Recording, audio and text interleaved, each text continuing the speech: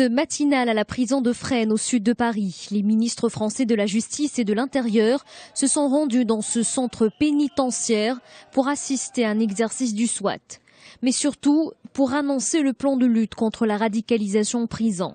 Mesure phare, séparer les détenus radicaux des autres et 5 quartiers leur seront dédiés. Il ne s'agit pas de les regrouper, ils ne sont pas dans une salle ensemble à comploter toute la journée.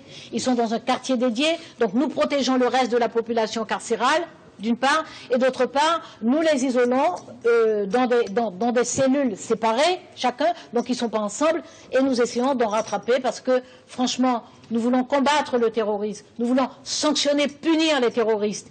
Donc nous voulons faire en sorte d'assécher le terreau dans lequel recrutent les terroristes.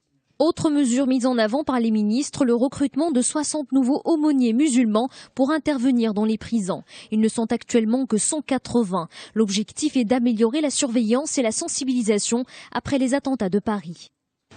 Près de 1300 Français concernés par l'activité des groupes terroristes, notamment en Irak et en Syrie. Près de 400 cibles suivies en France par nos services de renseignement, qui sont parfois des cibles dormantes mais susceptibles de passer à tout moment à l'action, comme en témoigne l'exemple des frères Kouachi, et la nécessité de suivre aussi tous ceux qui appellent et provoquent au terrorisme sur Internet.